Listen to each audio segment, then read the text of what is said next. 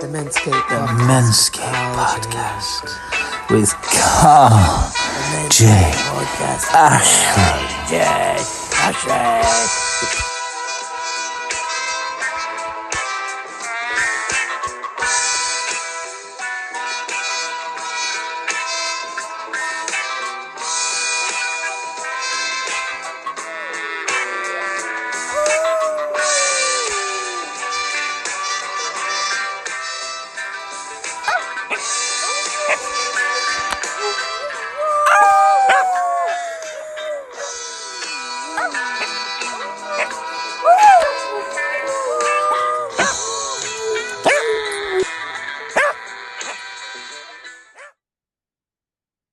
So, good evening and welcome to the October edition of the Menscape Podcast, sponsored by Ancient Spiritual Tours. We're doing this one a little bit early because myself and Dee are going away next week. And my one and only special guest this month is a gent called Colin Ward. How are you doing, Colin? I'm doing well today. Yeah, it feels as if the first bit of winter was peeking its head today, and it caught me off guard, I'll say the least. I was rushing around town with just a sweater on and found that it was sinking into my bones in a way that the sunshine that hadn't quite warmed, you know? It's certainly a huge shift from last week. I've had to put on a couple of extra layers here this evening. Now it's getting dark and cold sooner. But last week we had the sun chair out, the recliner, Lovely. Yeah. relaxing in blazing, gorgeous sunshine. Not a chemtrail in the sky, just pure blue skies and beautiful sunsets for like 3 or 4 days. It was just beautiful. Well, it's a time now to start to get cozy, get reflective, and that's why I'm eager to chat to you and just enjoy this conversation, because this is what you do when it's cold outside. Yeah, so pontificate. Thanks for making yourself available. And why won't you tell us a little bit about who are you and what do you do? Oh man, well, you can tell by my voice that I'm not from the west of Ireland, but I'm grateful to call it home now. Right.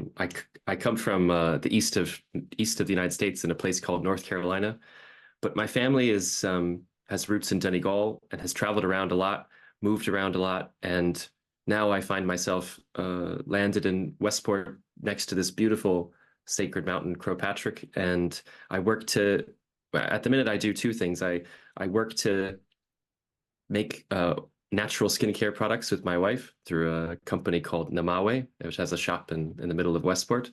And then I work to bring about men's support groups at the same time.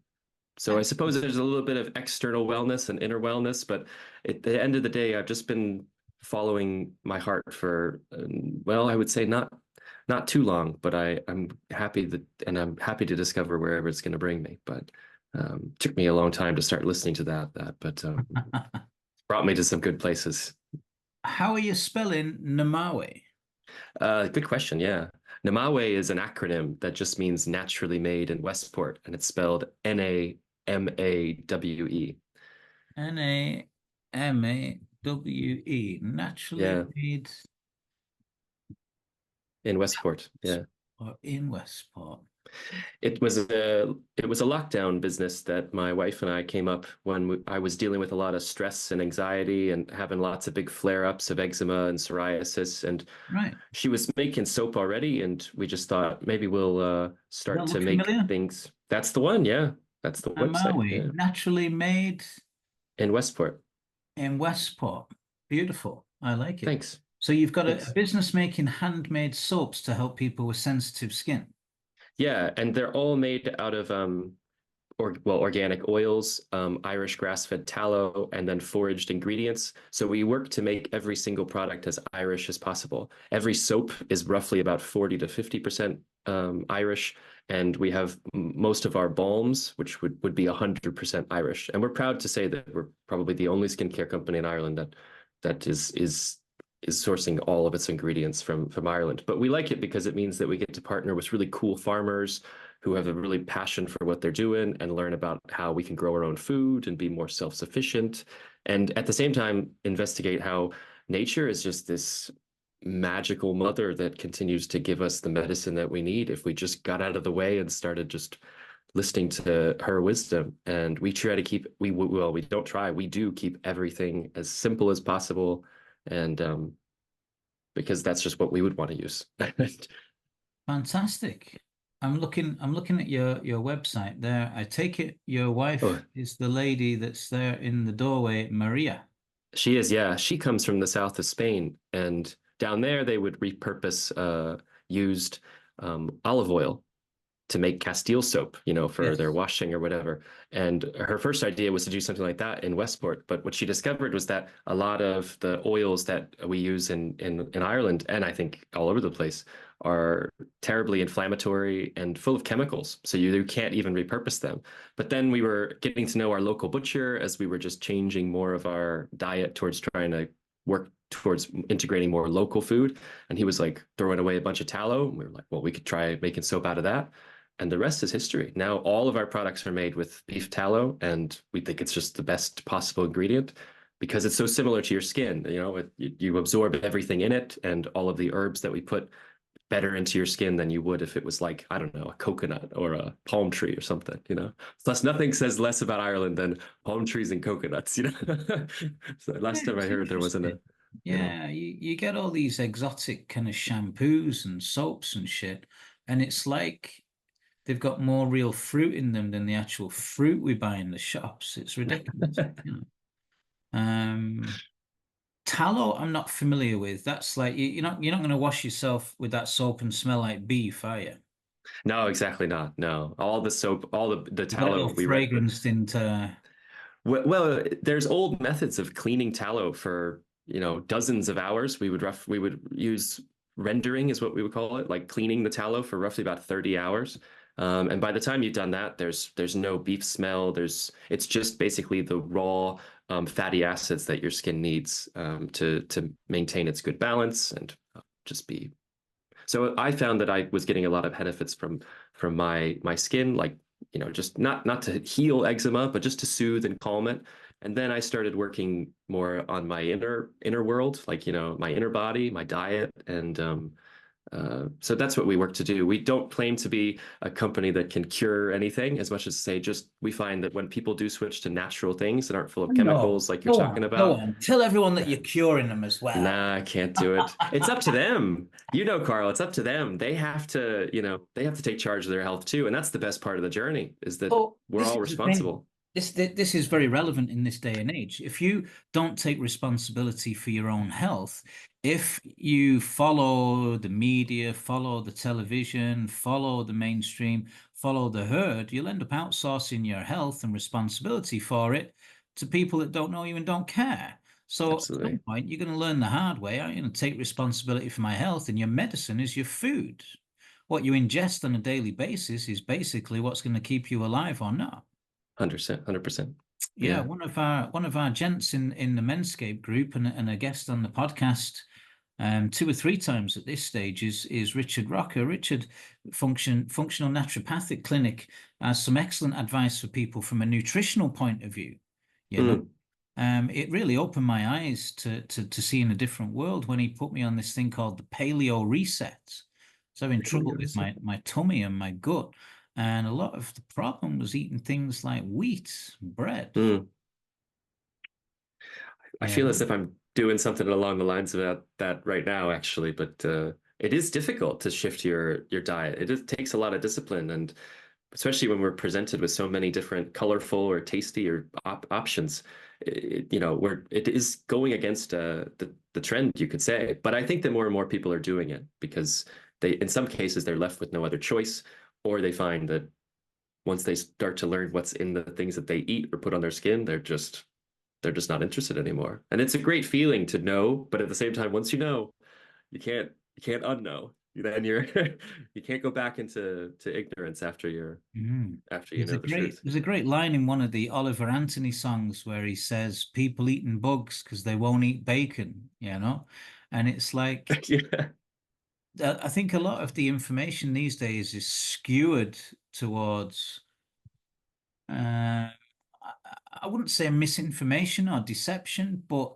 there's a lot of information out there that conflicts. So it's pretty evident or obvious that we're all the same in some ways, and yet we're all unique and individual in other respects. So my dietary requirements and nutrition are going to be the same as yours in some respects. Like we need water, fresh, clean water, right? But then we might be different in that you might have an allergy to bananas and I might not be able to eat, almonds or sultanas or something. So it's like exploring what they used to call in the Ayurvedic system, your Yeah. fruity. You have a constitution type. So some people like spicy food and hot food, and some people like plain food, and you run with what works for you. Seems fairly obvious, but that paleo reset was an education. I lost, I'd say somewhere between 4 and 6 kilos after a couple of weeks, just from literally not eating bread, not eating cheese, and not drinking wine. Is that a lot of bone broths, or like, is it a broth-based diet, that paleo reset, or is it something that's... I think it was just meat and veg. Okay, all right, simple. Yeah, I got you. Yeah, but I'm lucky, I guess, that I got a partner that does make amazing soup, There you go. Yeah, homemade soup and homemade food and ingredients. But letting the alcohol go was difficult enough. I did it for about 8 weeks. It's easy these days, but at the time it was quite hard just to not drink. And then, I'd have cravings just for cheese on toast, nothing illegal, but it's like bread. And if it's gluten free or it's sourdough bread, I guess it's more allowable or acceptable than not. But a man likes his cheese, Is there anything older Yeah. than cheese and bread? I know, and you think it should Come be just on, we've been eating that for thousands of years and no problem. But now all of a sudden we've changed the base, But I I understand modern farming methods and the way the crops are treated and what they're sprayed with and the reasons they're sprayed. The fertilizer industry is basically run by like a mafia. You can't yeah. break into that. It's a multi-million and billion-dollar industry, and they're not going to change overnight on the whim of a few people that have health concerns. No. It really is quite staggering to look into it. So at the end of the day, you've got to make those choices for yourself, whether it's good nutrition, exercise, your mental health as well, minding that you don't consume too much negative or intoxicating information. I think you're right. And there's an intention, it sounds like, what you're saying, around all these behaviors. And I feel that when I inspire intention in my life around the choices I make, it comes with a lot of reverence, comes with a lot of like spiritual belief around the type of health I'm bringing about into my body. And that right there, I think, is a huge transformation in my sense. Is when I inspire more reverence, then you connect with the whole chain of like what food, where food comes from, who makes it, the animal itself, and the grass that it was eating, and the water it was drinking, and this whole just synergy of place and environment that brings us to be able to be privileged beings that are walking the earth. But Well, I've got a theory that we simple. might just be like some alien loosh farm. So much the way we have cattle, a herd of cattle in a field, there's some superior aliens that have a herd of humans in a kind of in a but we'll stay away from that for now, and I'll let you Like tell an me episode of more. this, like, yeah, I understand. Like, I think there's an episode of The Simpsons about that. The analogy's very pertinent. It's you mentioned a men's mental health group in addition to the business you're running with your partner. Yeah. Well, it's connected in a lot of ways for maybe the same reasons that you noticed that when you stopped drinking, your health got better, or you stopped eating a certain way, your health got better. And even though, well, even we were finding a lot of men were coming into the shop, and they were talking to me about their back acne, or the dreaded back acne, or like Good job these you types weren't of having your lunch, eh? well, it's not uncommon for people to come up and just roll up their pant legs in our shop and present us with the problem of the day. And Yeah. but the men were coming in, and they were checking in with themselves. But what I was finding is that when I was, and I try to be just open with the questions that I ask them to just help them start to journey around asking these questions. But you find that their skin started acting up when their girlfriend left them, or when they lost their job, or when they had a death of a parent, or whatever it is, they're in a transition period. And in this transition period, they're quite vulnerable to, well, I think a lot of maybe internal thoughts or limiting beliefs or shames or doubts or just stress and anxiety that can cause, your body is going to express it in some way. And the skin is just the way that we can look at our body and see sometimes what's wrong.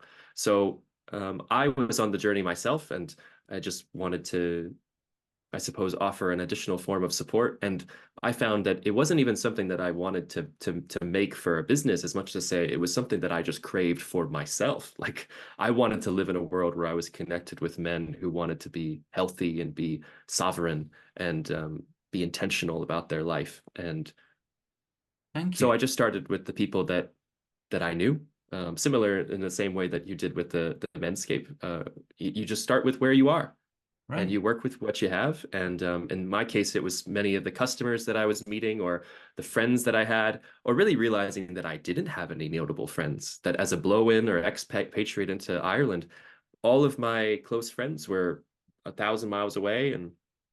But I was close. I would have relationships that were, small but profound, where I would, talk to my gardener, or well, not my gardener, but my guy I buy my fruit and veg from, and we would chat over the till for a little bit, or maybe, guy I met at the gym or in the sauna or in the shop. And I just started to say, okay, well, maybe these guys want to get together and start to explore more of an intimate relationship and exploration. Now, I didn't really know exactly where that was going to lead me, but now it's led me almost a year and a bit later, and the need is much greater than I expected. But at the same time, I find that we're co-creating it together. It's not just me that's working with this business; it's other men have been on this journey with me as well. And so there is no leader, there's no hierarchy, there's no, it's just helping each other out in the same way that you're having me on this podcast, or I might talk about your spiritual tours or the work that you're doing. It's just like a synergy that comes when men are awake to their sovereign nature and the fact that they're connected to each other, and we have to help each other. Otherwise,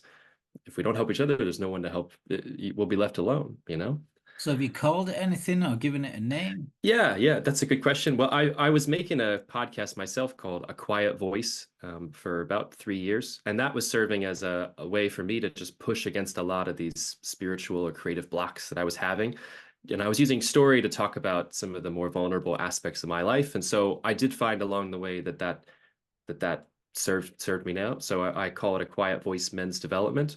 And because I think that, like we were talking about, there's some sense around an internal voice, an internal dialogue that we have, and it can be extremely positive if we give it attention and we're surrounded by the right people who are enriching us with good support, or it can be very, very negative. And I find that I think, I had a good close friend of mine, one of the closest friends that I had first in Westport.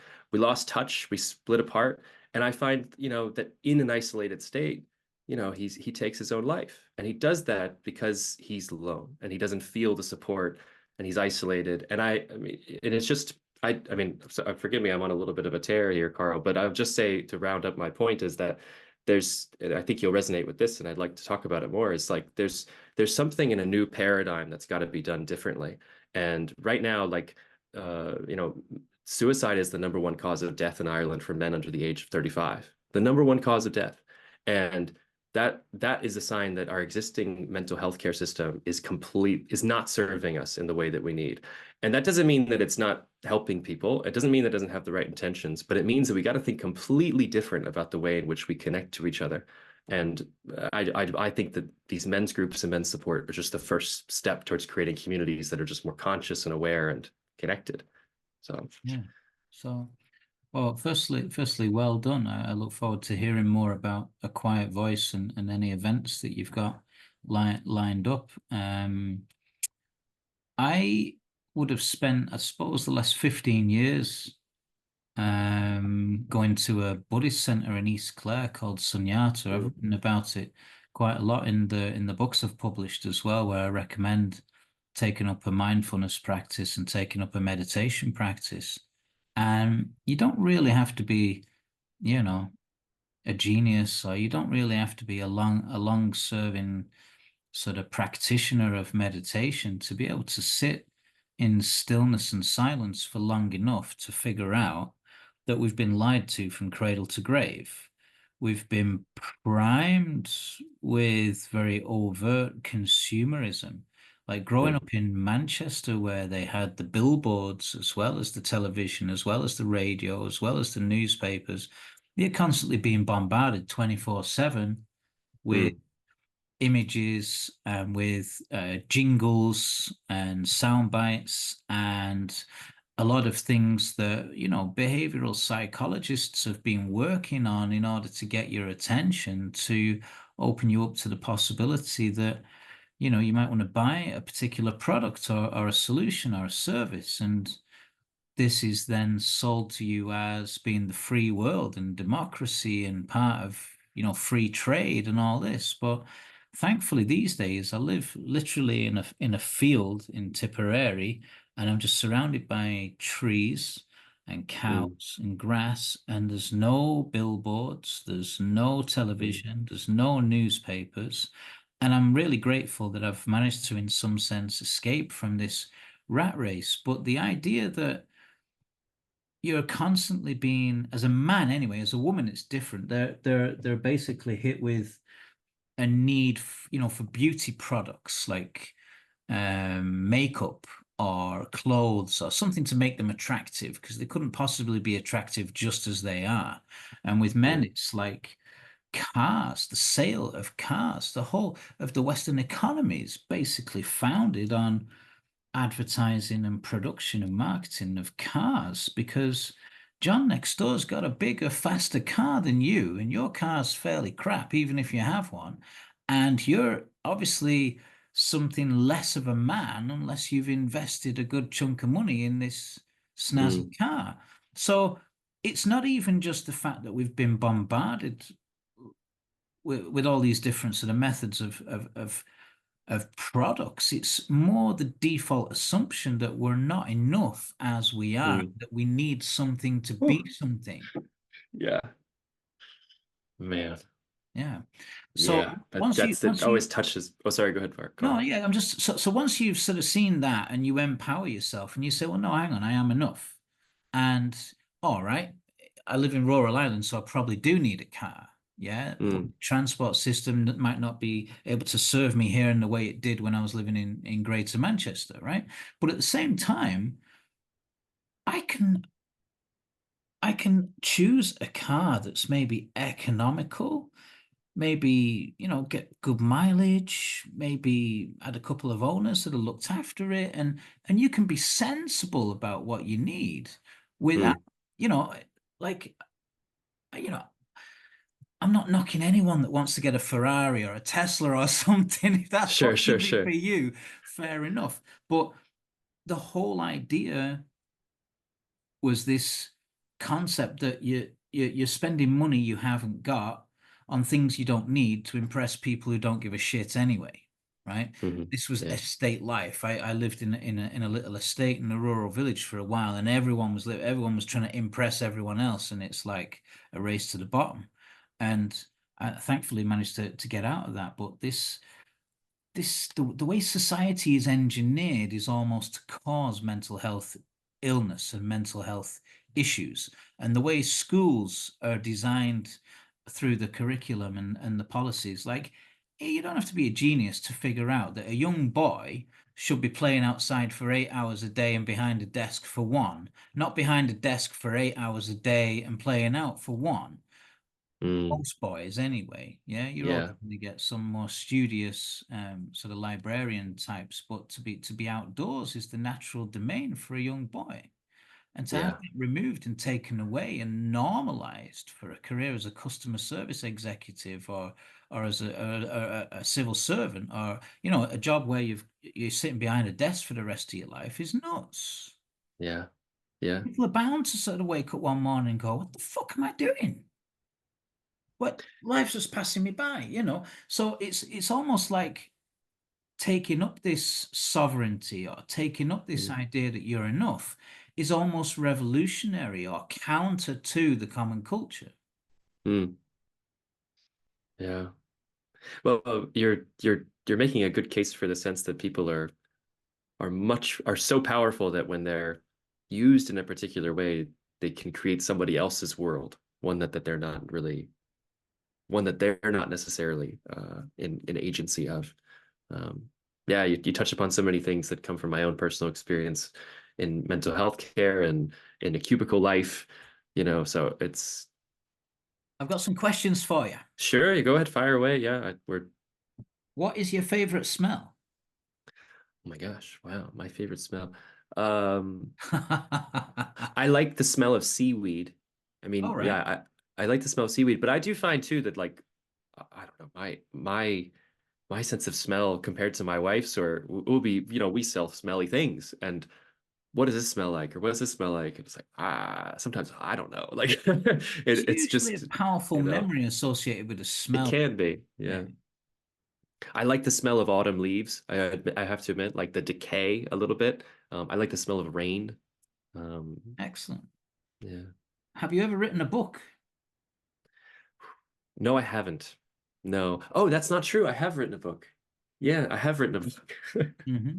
I wrote a book on for a while I was working for a Russian company that was selling financial software to American financial analysts. And so I had to write a book on I was paid to write a book all about a new uh financial regulation in America. And I worked on it for like 2 months and yeah, it wasn't exactly my proudest achievement, but it did show me that I could produce something that was a large volume. And as a teenager, I did dream of writing a book. So I Interesting. have written a book. Yeah, I did write one book.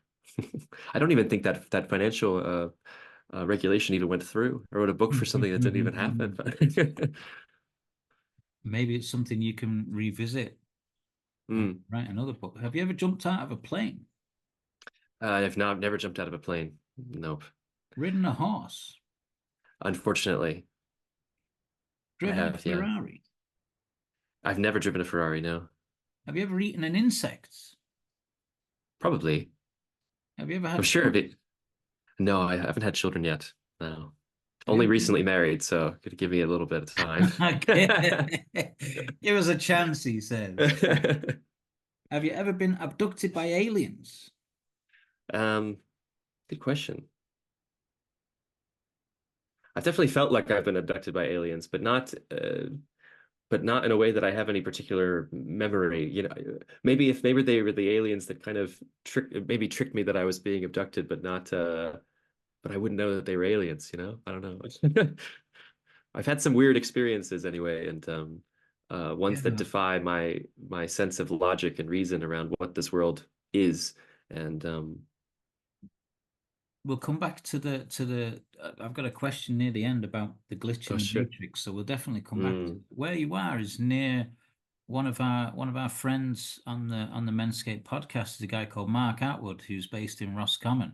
No, he's not really. He says that the Roscommon is kind of like the UFO capital of Ireland. Oh, I see. I love it. You can't be too far away in Mayo, right? Well, they probably use Patrick as like some sort of, shiny pyramid of energy to direct their ships into the Atlantic Ocean, I mean, what Interesting. better waypoint than this giant gold pyramid that's It coming is out the over, pyramid, yeah. yeah, and it's made of gold and it's quartzite. I mean, so I can believe it. You see the Ryanair flights fly or the Aer Lingus fly them over all the time. So, it must be a jet stream for even you know, aerospace technology that doesn't rely on thrust or gravity, I suppose. Have you ever walked on hot coals? No, I haven't. But there is a man. So, well, I'll just mention it very briefly, even though it's not too. I'm working to develop a 12-week program that creates a self-sufficient men's support group. It'll run from the end of November all the way until January. And I think it's a really good opportunity for men to start the year under a really good foot with an intimate group of men that can hold them accountable. But one of the men that I work with to craft this project, he is certified in facilitating glass walking and coal walking. So we want to bring Okay. that into sort of what would you call it, like part of the hero's journey of the course, or of the, of the development of this support group. So I will be walking on hot coals, probably around maybe early January or something. So I Mind better over start, matter. Well, it is a funny thing because I was talking to my dad about it, and he was like, yeah, but there must be some scam about that. There must be some sort of gimmick. And I'm like, well, maybe there's not. Maybe it's literally just that you do it, and we're much more powerful, like you're saying, much more powerful than we think. But it's so easy to look at everything as a scam until you trust that you are a sovereign person that has power and can do things that other people say you can't, I was chatting to one of my clients yesterday evening, and something she said reminded me of part of my degree scheme in Leeds, going back to the 90s. I studied psychology and Oh, philosophy. okay. One of the modules in psychology was called abnormal psychology. So we were studying phobias and schizophrenia and manic depression and other stuff that they'd delightfully categorized in the DSM, or the Diagnostic sort of Science Medicine Journal of Mental Illness or whatever. And Mm, they said that literally 33% of people diagnosed with full-blown schizophrenia were cured by a sugar pill. In other mm, words, somebody said, here you go, this is going to make you better, come back next week. And they came back next week, and all they'd been taking was a sugar pill. But the power of the mind, oh mm, yeah, this is going to make me better, so I believe it's going to make me better. And I don't think enough focus or attention was given to this. It was almost just, mentioned as a cursory, oh, and by the way, 33% of people were cured by a placebo. Like, what? So basically, what you're saying is a full-blown medical diagnosed disorder, or dysfunction, and something like schizophrenia. Are you telling me that actually there's nothing wrong with that person after mm, they applied the mm. belief to themselves that they were going to be healed and fixed? And then years later, we find out a lot of these people that were diagnosed having mental illness, they maybe just had um, claircognizance or Mm. clairvoyance or clairaudience, and actually they had gifts and things that wouldn't necessarily be considered that there was something wrong with them. You know, 100%. Yeah. Yeah, you're touching it's upon a really mind blowing. soft spot in my life. I myself have been diagnosed with, I've been through the DCSM or DSM multiple times, had loads of psychiatric diagnoses, and I find that when I was with psychiatrists that I actually trusted, what they were telling me was that they're really a 33, they were using roughly a third that when they give you this pill, something good that's going to happen, a third that nothing's going to happen, or a third that something bad's going to happen. And this was the honesty that I was Sounds getting like from. Russian roulette.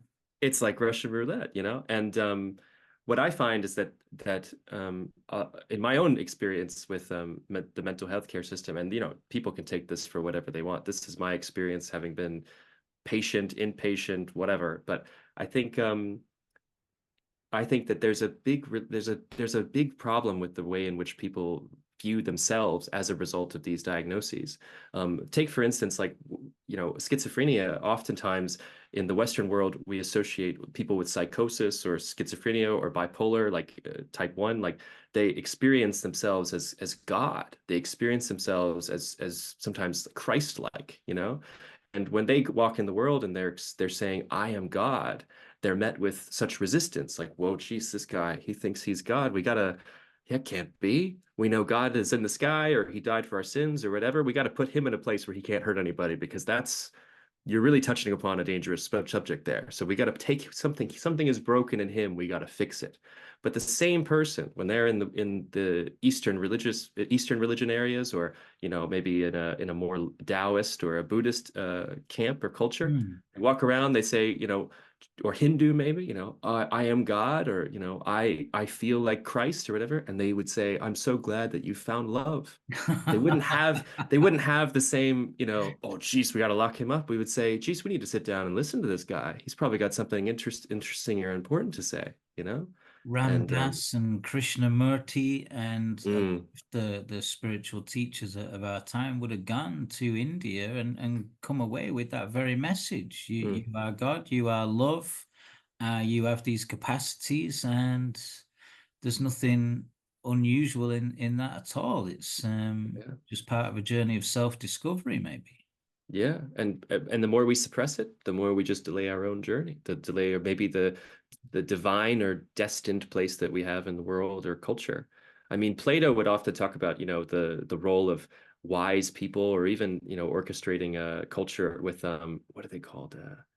Uh, Magician philosophers, right? Or something, that there was some people that were destined to be the ones who know, shamans, these types of people have always had a place where you would travel to inordinary states of consciousness. Druids, of course, going and retreating into the woods, the darkness, to do fasting and breath work and mantra, and to memorize huge lengths of poetry, extreme amounts of what we would call probably now magical abilities that come from just be retreating from society, to be in sensory deprivation, that now that would look at somebody that would do that type of behavior, you would never have the opportunity, first of all, and you would be labeled in a particular way based upon your proclivity for just inner work, Mm. and then of course culture is just denied these people who would have a who would have a lot to offer in the way of wisdom that's coming from an intuitive place or more of a channeling place. So I didn't expect to talk about that on this podcast, but at the same time, I like feel like we could chat all night. I definitely yeah, had I feel that. a lot of time studying Plato and this idea that harmony in the state was analogous with harmony in your own kind of mind. And this Well, yeah. I have idea, a question like for you, yeah, Carl. Like you're out in the middle of the woods now. I can see that it's even dark behind you. Like, but you grew up in Manchester. Like, do you notice that your sleep or your stress levels are different from just being outside of like, the humdrum of the city life? Or I think if I was sleeping under the stars outside, it might be different. But mm, what I realized when I first moved to Ireland about 20 odd years ago was we had an extra hour of daylight and the air was a lot cleaner. mm, And when people said, "What are you doing here?" and I said, "I moved over here for a better quality of life for my children," they just mm, looked at me and laughed. So, mm, like, well, what, you came from Manchester? I said, "I'd rather be in fucking Manchester than over here." And I was mm, like, well, I can understand why it might have its attraction, but where I grew up, at a town sort of like Ashton-under-Lyne maybe had 100,000 people in it. So you don't have enough time to get to know everybody, but you know people in and around your local area. Um, but there'd be a lot of competition for resources. So you know, you've got traffic and you've got shortage of employment, and you've got a way of life that is totally different to a kind of a rural way of life, for sure. And that rural urban upbringing, I saw that would have a huge impact on my kids sociologically as well as psychologically. So they were all brought up in a rural village in Ireland, and whether that was a good decision or not is, mm, to ask them. They probably mm. hanker after the nightlife of Manchester, and or Limerick is the nearest city to where they grew up. So it's interesting because Looking for greener pastures always wherever they are. Yeah. yeah, if you take Mm, that idea, the grass is always greener. I like mm. I like Plato's simile of the cave, Sure. and this came up with a Rosicrucian guy I was chatting to, where I said to him, the guy that's sort of broken free of the chains, that's looking at the wall at the back of the cave and seeing that the shadows are being created by shapes being cast between that and the fire that's behind them. When he started shaking people and saying, "Look, look, look, look," and he tried to wake them up, they all tried to kill him. Mm. They didn't want to know. They wanted to carry on looking at the cinema effects of the pictures on the back of the wall, the shadows being cast by the images in the fire. So in the end, to save his own life, he had to get out. So he went past the Yeah. fire and up and out, and eventually was able to come out of the cave and look directly at the sun. And maybe there's a lot more to Plato's simile of the cave than we can go into here. But Yeah, I strikes me use as it very relevant with my own journey as 100%. well. Yeah. Yeah, 100%. Yeah, I mean, there's so many ways to look at it culturally, but I do find too that individually, on an inner level, there's a sense that um, that there's an inner cave as well, that, or an inner kind of an illusion that we're underneath all the time, based upon some of these early age programming, probably coming from places like you were speaking, advertisements, or just even the best intentions of even our parents can cause us to have difficult difficult programming. But the more that we work to see behind our own shadow, which would be another, you probably know that, was it a Jungian term? I think the shadow, or yeah, this sense of places in which we want to repress and deny and hide behind. The more that we start to see who we really are, and I suppose for me, the thing that I want to be around is, I want to be around people that make me feel as if I would make a mistake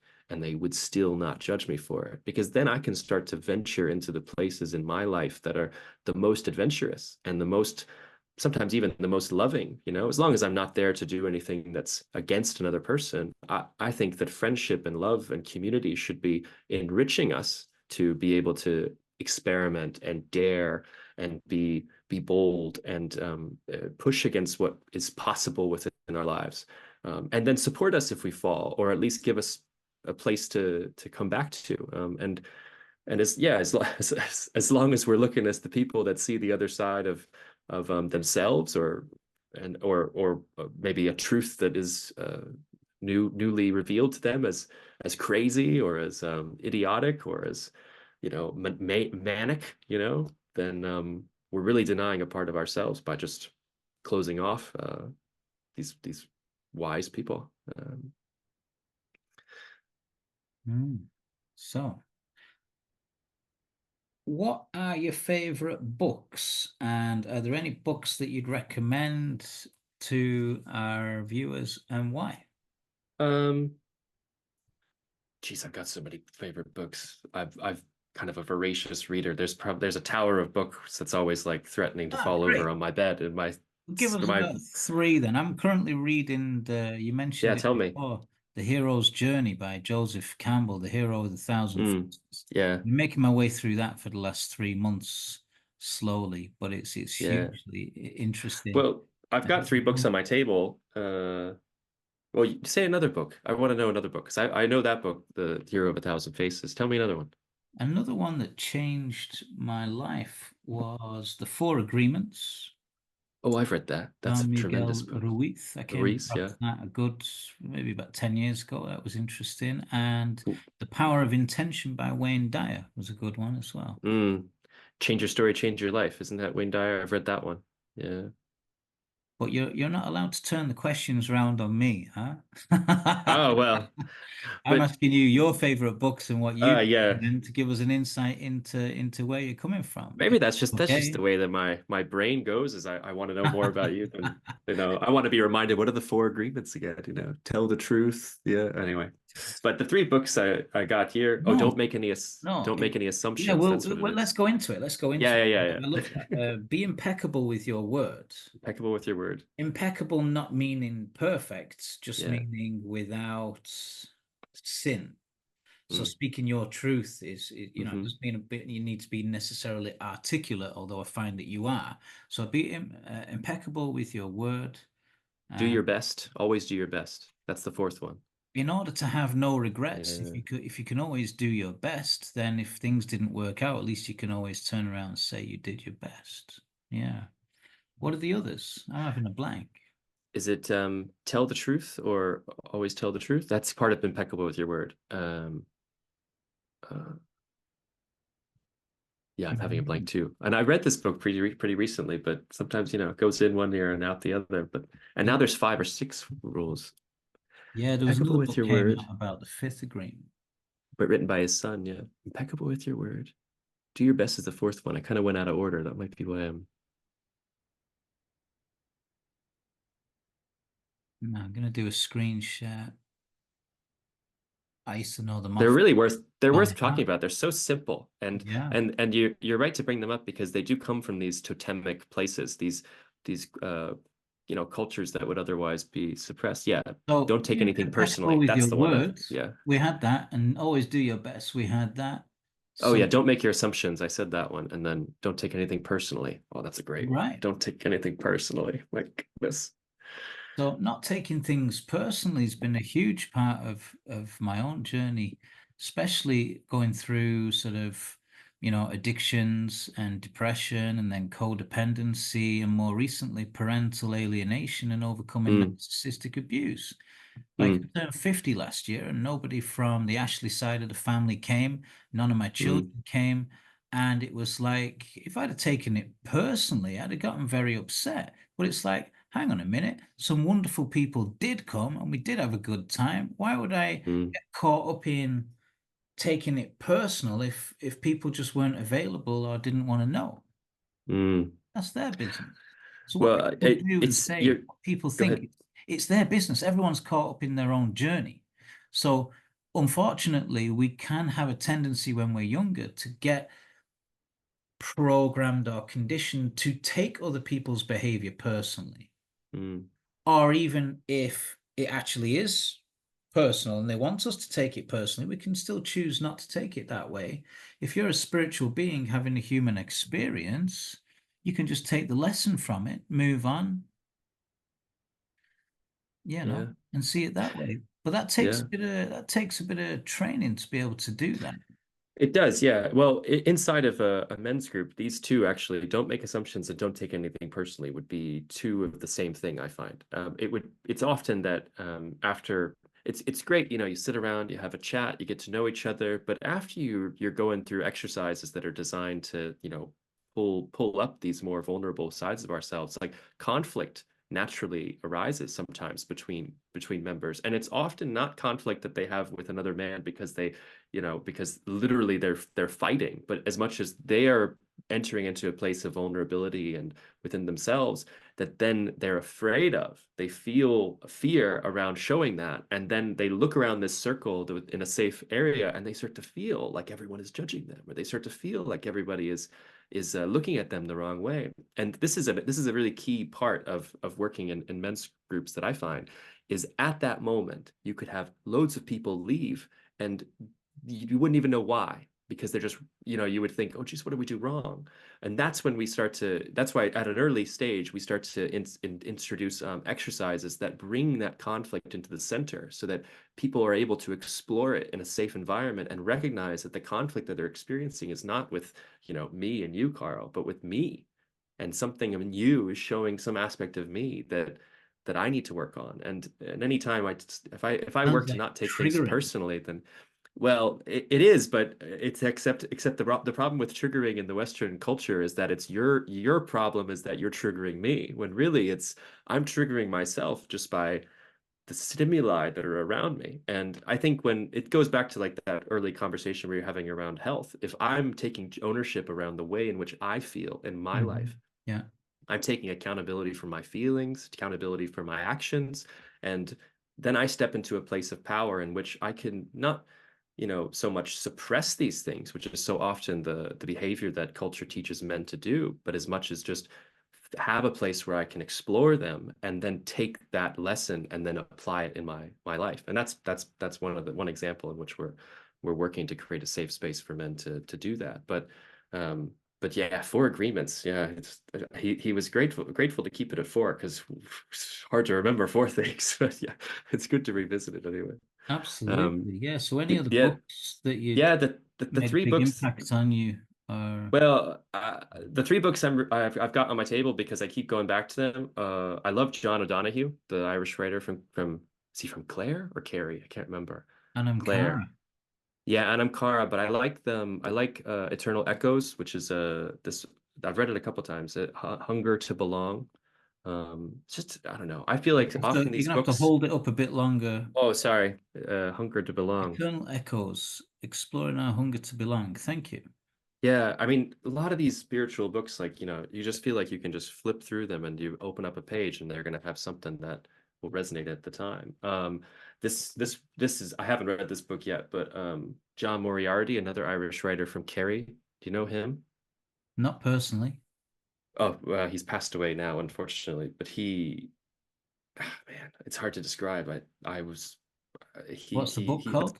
Well, this book is called Dreamtime, but I haven't read it yet, so I can't really recommend it. But Sure. I've read another book that was an anthology of his called Lessons from the. It's called the Hut at the Edge of the City or something. It's basically taking the wisdom um, from these men or these people who would otherwise be at the edge of our culture and exploring the fringes and looking at it as a place that we can review. And then this is a great book around masculinity, Iron John by Robert Bly. Do you know that one? Yeah, I Yeah. listened to that a few years ago again on the recommendation of Donal, who was my first yoga teacher back in Sunyata around 2011, and who we met there last week at the church in Knockany for the Tashi Lungpo monastery monks kind of celebration performance.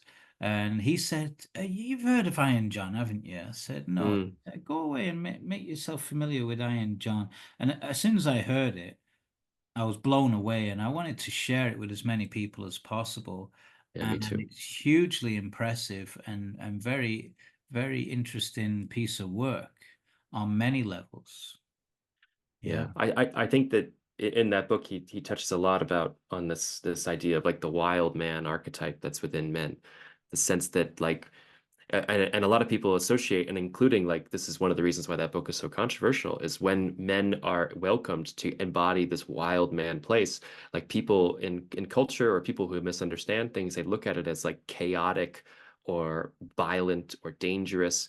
But really in the story, not to spoil anything, whatever, but the wild man is connected to the child. And he's the protector of the little boy that's inside of all of us. And it's not so much of a chaos that we wield as much as men have a energy that's within them that is extremely powerful to create a world that's around them that can be very loving at the same time as it can be very cruel.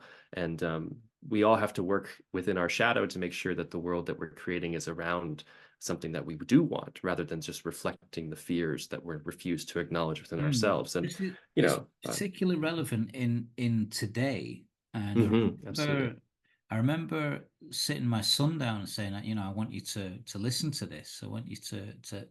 It was like an audio book that was available on YouTube where Robert Bly Mm, was narrating the story himself as opposed to a book. And my son he didn't want to know.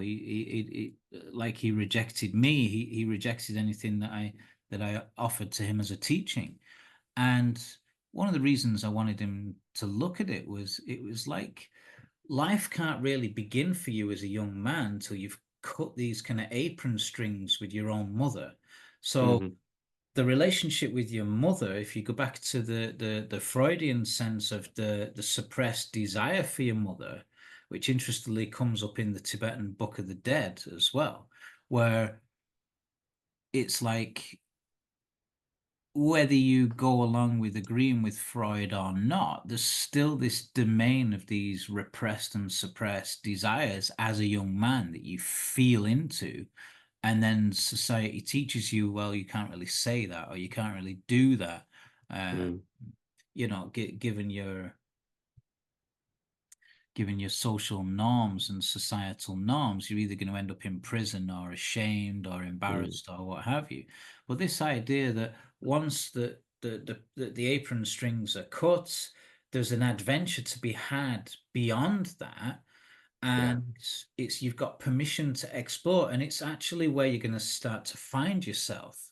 So you'll Hmm. define yourself as a man in the world, as this character, but it's almost like there's a raft of mothers out there holding on to their little boys for as long as possible to prevent them from that, because the world's a big bad place out there, right? No doubt. So you've got this kind of conflicting sort of energy. So for some of us, maybe they leave the family environment younger and sooner, and then for other of us, we leave it later for varying reasons. Mm. But the Robert Bly stuff is absolutely fascinating. Me and my partner chatted. I got her to listen to it, and we chatted about Okay. it for a long time.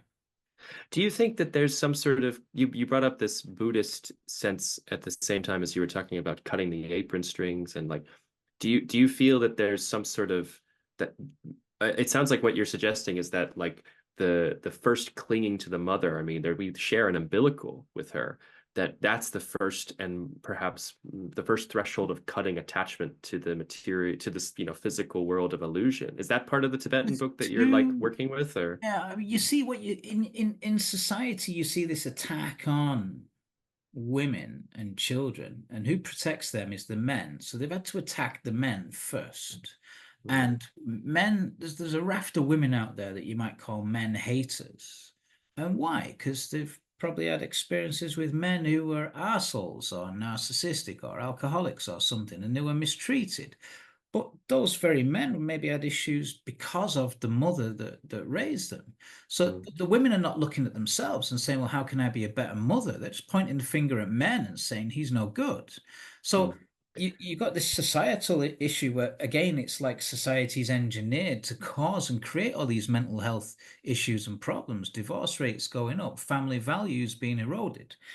To come back to the Tibetan Book of the Dead, I ended up in an apartment on my own in Limerick after my father died and after my marriage broke down. And I used to sit there at night on my own and read this book. And the chapter literally saying, um, if you look at your own reflection in a pool of water, like a mm, lake, and you don't see yourself, don't panic. mm, It just means that you're in the between. mm, In other words, you still exist, but you exist as disembodied consciousness. You're no longer in the body. So there's no Carl or Colin looking back at you in the reflection. There's nothing there. You're literally looking at nothing back. So don't panic. You're in the between. And what happens in the between is that you're going to be challenged by demons. mm, If you get afraid, if you allow them to make you feel fearful, you'll end up back in a body, reincarnated, and back mm, into what you might call the soul trap or human life again, right?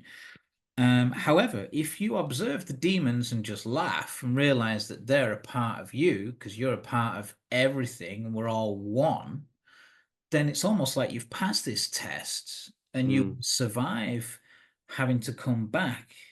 But part of the process of coming back is this attachment or this desire.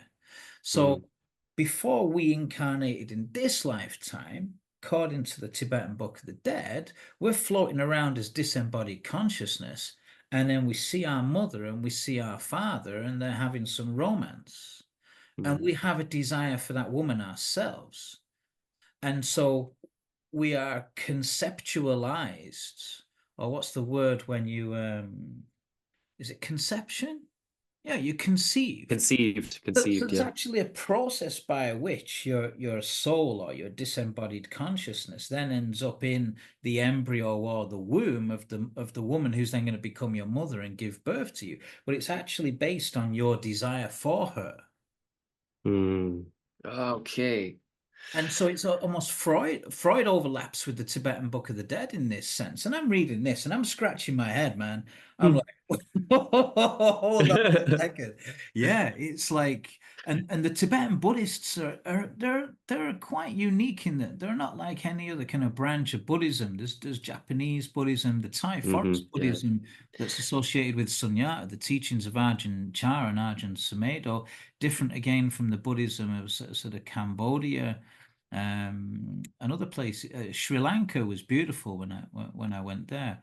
But you're so right, Carl. I just want to say that I Tibet, really I think. hear what you're saying, because you're speaking about like this motherly energy that we're so almost beholden to the one who gave us life, that it is the seed of attachment through which we carry into our whole life. And it sounds like the Tibetan the Book of the Dead, as I understand, I know I've read it. It's a guidance for how to die. It's about relieving this attachment, Right. and it's also like, okay, I got to tell you, there's two things here, and I'm really listening to you, because like I want to practice in myself, Thanks for listening. stopping me as well. I was kind of waffling on a bit Yeah, there. well, I want to be respectful of your time too, but I want to practice, like I'm working constantly to practice listening to other people without allowing my own thoughts to interrupt, like so that I'm not like just thinking about what to say Active while I'm listening. listening.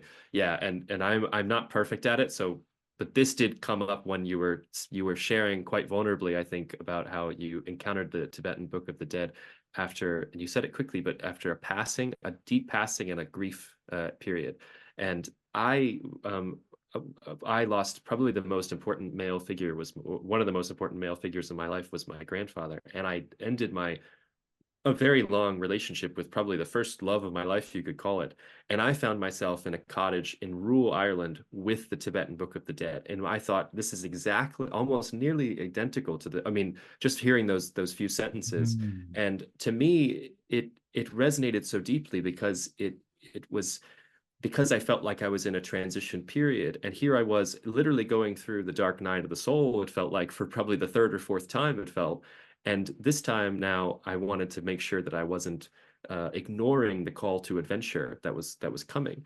And I feel often that and I might tie it back into the work of the men's group, just to make one closing point, because I do think it's really important. These demons that you're talking about are in the stages of death, are a great way of encapsulating, or a great metaphor, you could say, for all of the temptations that pull us from the path that we really want to be on. And there are so many stages for adolescent development right now that are delayed. We're living at the house of our parents for longer. It's harder to find our own place to live, harder to get a meaningful job in some ways. College isn't really a stepping stone anymore, as much as it's just an extension of high school. And then our communities, our childhood friends, are often pulled out of the country. So we're left isolated almost by the conditions of just modern life. And the more that we start to engage with these demons, and to use this metaphor, these limiting beliefs, these shames, these doubts, the more that we start to press against the place in which we're meant to go. But at the same time, if we are isolated, if we are alone, we're more likely to pull away from them and end up back in the soup, back in the spiral, back in, what is it called? Samsara, where you're back in the loop again, and you're back starting from square one again. And if I could leave anybody that's interested, or what is the point of a men's group, it's to interrupt this negative flow. It's to create a place in which, when you are spiraling downward, and you're to use this metaphor again, all your limiting demons, your limiting thoughts are coming, and you're feeling isolated, and you're closing in. I speak from my own experience. This is what I was doing, closing in, closing in, closing in, until the world looks like a dangerous place that's coming to get me. Then if I can connect with a place where I'm with men that I trust, men that I maybe respect, maybe an elder who mentors me, and just a place that I can be honest and real and talk about my emotions, then I hit rock bottom almost faster. And then I can go back up again. I reach a place of wholeness and love, in which my cup isn't allowed to be empty. It's flooded in with love from men that I trust. And then I go back up again. I start having a conscious direction. Maybe I start getting up early again, or I start going to the gym again, or I start eating well, or I start reading in a new way.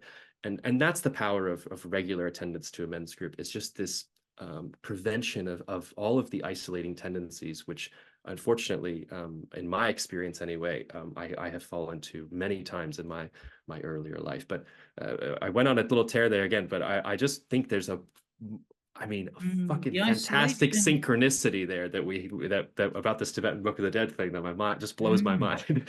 Like, I think the isolation is a double-edged sword because mm, we're born as children with a need for love and affection and attention. And we can end up with a lot of, defense mechanisms or control mechanisms or mm, survival mechanisms or just coping mechanisms that we take into adulthood until we realize they no longer serve us mm, as a consequence of our childhood needs.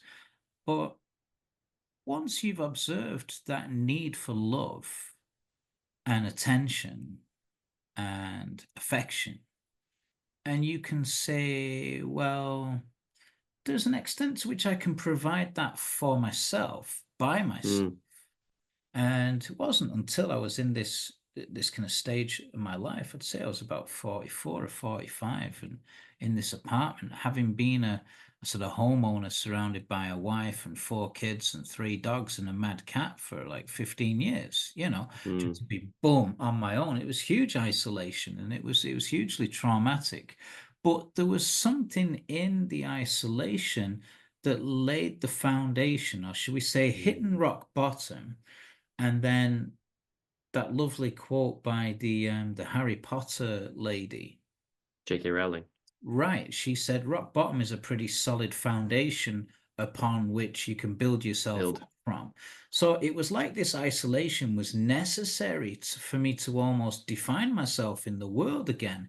And I realized I've been a doormat in my own marriage. I was always looking for her approval or her parents' approval or my parents' approval. And the only fucking person's approval I ever needed was actually my own. And this Mm, isolation laid the platform for me to sit, to meditate, to read. And I would go out and I'd buy decent food and I'd go home and I'd cook that decent food for myself. And I invested the energy in genuine self-care and mhm. genuine self-worth and genuine self-love for the first time in my life. I didn't actually Yeah. start growing up until I was like, lost everything, really, you know. And it's a shame that, like, speaking as a man now going through the parental alienation, my children don't even know me. They've just got a memory of the man I was. I've evolved so much, even just in the last 2 years, let alone in the last sort of 8 years since that happened. Mm, But I'm not invested in what they think of me. I can't mm, afford to be. I'm invested in what I think of me. And if I'm committed to mm, just being the best version of myself I can be, so if that's a bit smarter or less fatter or feeling fitter than I was yesterday, then happy days. You're working towards something. And this idea that you're perfect just as you are, and yet there mm. is just a little room for improvement, you know? Well, and you're right to say that kindness is the way that we look for that improvement, with it not holding, allowing us to make mistakes and pick ourselves back up. Yeah, I got this beautiful image of like a cocoon when you were talking about isolation, like the sense that like It this really this was. Yeah. caterpillar is like, I'm allowing myself to become goo, so I can become a butterfly, like, and I don't know, I wonder if the caterpillar doesn't know that it's going to become a butterfly, or is it just like, now I am goo, now I am nothing, but there's a fertility that comes in that isolation that I just thought that image I must have connected with, but Let's move on. sure, Got, sure, yeah. got any favorite movies or favorite songs? Favorite movies or favorite songs? Anything Man. come to mind? Um, I feel like we talked about Fight Club a few times. I think there was a quote in Fight Club one of us said or something. We were talking about soap earlier, so like I do like Fight Club, the movie, maybe because I don't know, I just like it. And it has a lot of different archetypes of masculinity that I think are interesting to explore.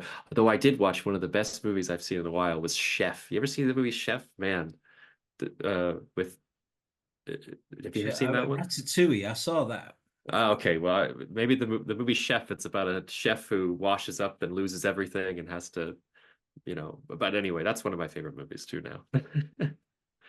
Forrest Gump, man. I mean, the classic American movie. What is your best trip abroad and why? My best trip abroad and why? Um, well, my first when I left America, I I was with a close friend, or excuse me, a close friend of mine knew that I was struggling to get a job where I was. I was just hitting a lot of barriers in a way that just felt like all these doors were shutting. And he was living in Russia at the time, and we just ended up chatting. And he was like, "Well, we should take a trip together."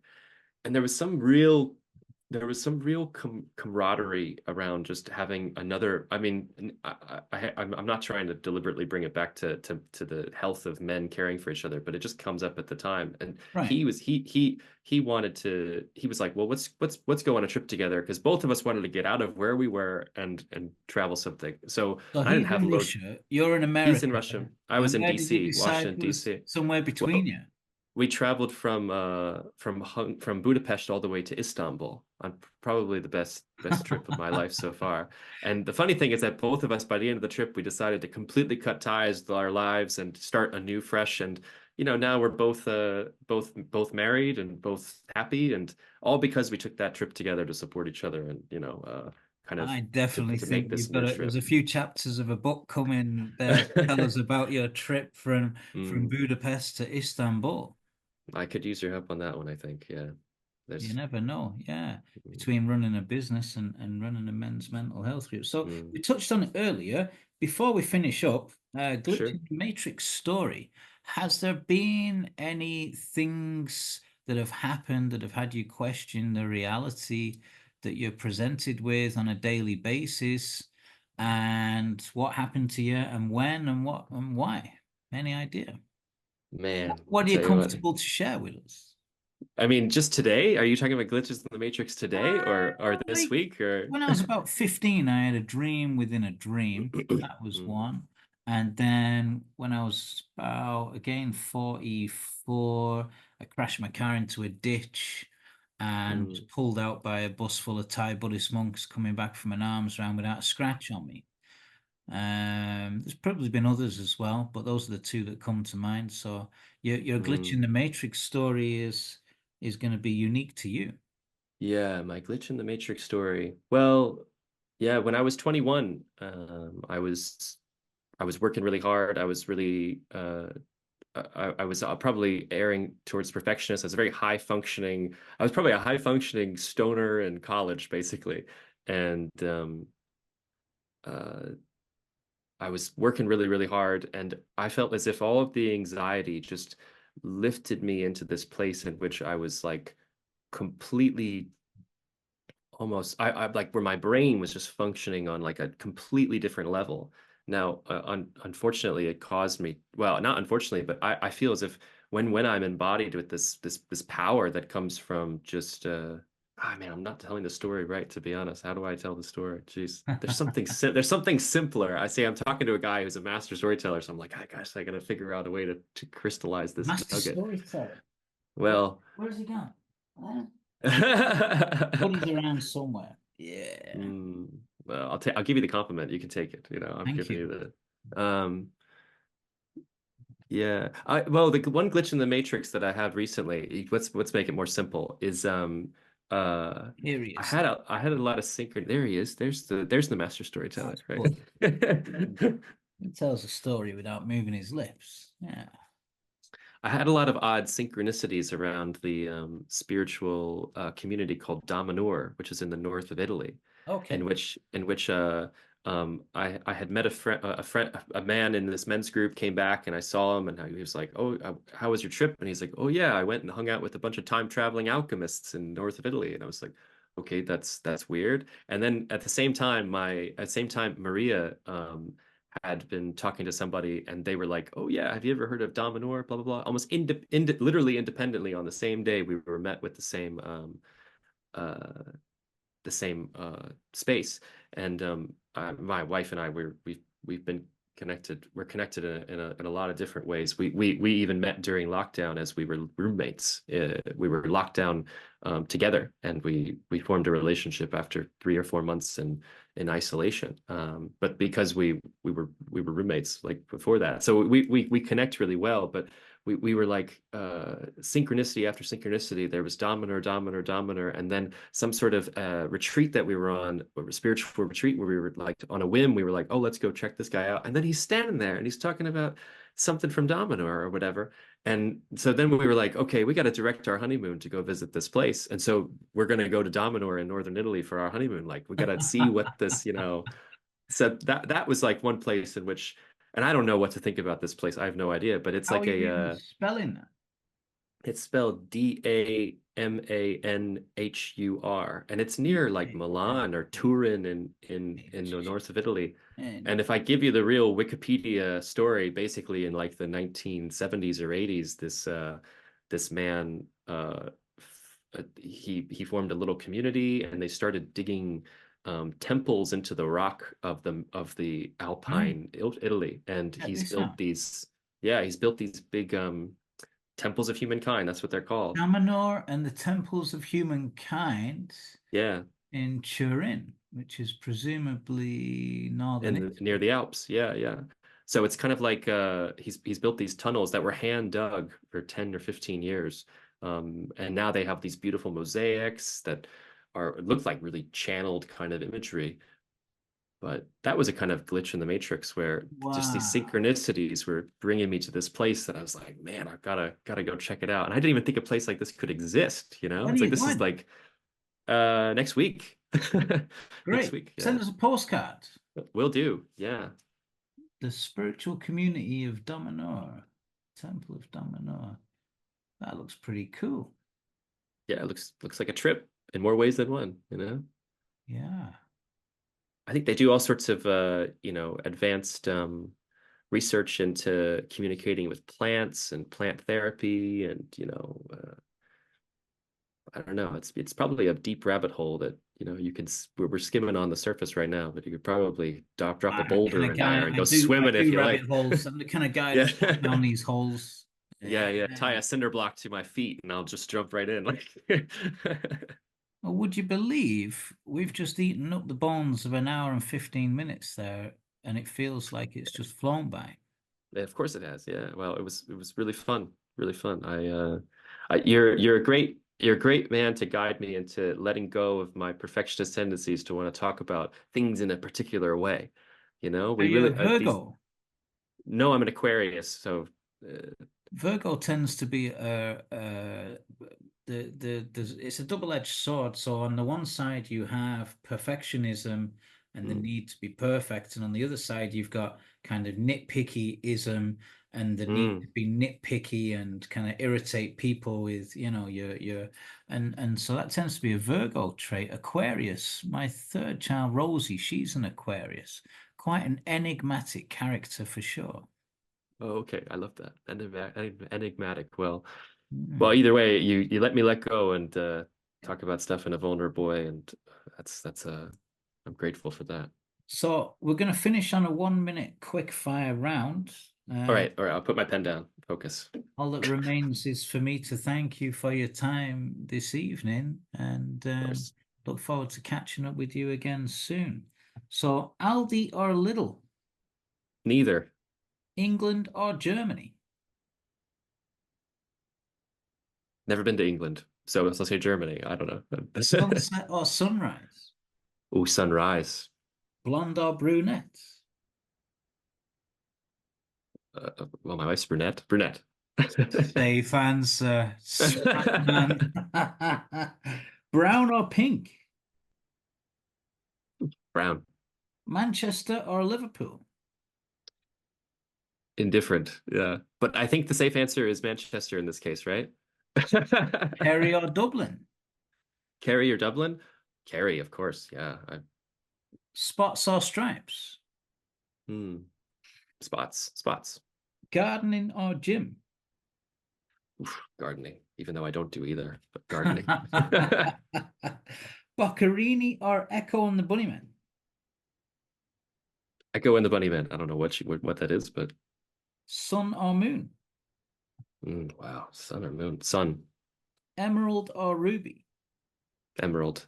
We live on the Emerald Isle, don't we? Yeah. Silver or gold? Silver. Beer or wine? not really much of a drinker anymore, but the last drink I had was a beer, so I'll say beer. Meat or cheese? Oh man, well, steak is medicine, so meat. Onions or carrots? Onions or carrots? Carrots. Salt, Roasted. salt or pepper? Hmm. You need salt. You need salt. Yeah. Pizza or Chinese? Going to Italy, so pizza. Yeah, definitely pizza. And finally, forest or beach? I guess the paleo in us wouldn't like that answer. But forest or beach?